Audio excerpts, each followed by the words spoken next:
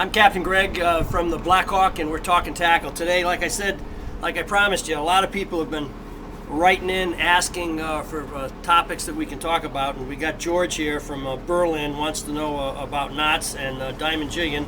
And we got another guy here, Mike C. from West Springfield, Mass. wants to know about diamond jigging. So I guess that's what we'll talk about. When we, Nikki, you hold the cards, okay? There you go. When we diamond jig to begin with, we use a double line for the first 3 or 4 feet. We double up 50-pound mono. And we make it about 3 or 4 feet. And all we do is we tie an overhand knot or a figure 8 knot. An overhand knot is just a regular overhand knot. And we just, there it is right there. It's nothing sophisticated about it, okay? We pull that tight, cut off the excess end there. Why do we do that? We do that for a number of reasons. Number one, the mates grab this and flip the fish into the boat. We don't gaff them, we flip the fish in.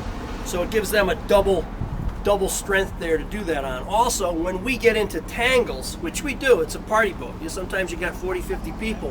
When we get into tangles, the mates can cut the double line, and we tell our customers if it comes back with a double line, we cut it. So if you got a guy fishing here in the stern and he gets tangled with somebody in the bow and he comes back with the double line, we'll find his diamond jig someplace. He didn't lose it, we cut it, it's there, okay? The knot that we used is simply a cinch knot, and we put it in there, we get up close. There's no secret to it or anything. Put it through there, we double it up. We go about 4 turns, 5 turns around. Put the other end through the loop at the bottom. Wet it. And pull it tight. Now, as it pulls tight, you should look at that to make sure it looks good. If it doesn't, if it looks kind of queer, cut it and do it again. Nothing to it. That's all we use right there. Now we'll clip off that end.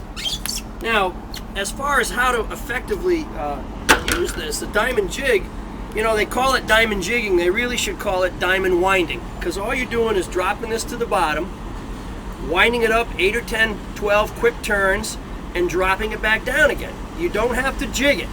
I know a lot of people, they come on board the boat and they start jigging the thing, and we tell them, if you want to do it that way, you can, but it's much more effective letting it hit the bottom, wind it up 8 or 10 quick turns fast. As you're winding it up, that jig is swimming on the way up, okay?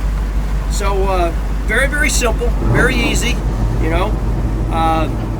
One of the other tips too, don't forget, if you're not using braid line, you are using monofilament, there's a lot of stretch in this.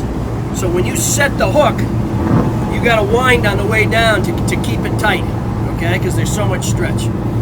Hope that answers a couple of your questions. We'll see you next week. Good fishing.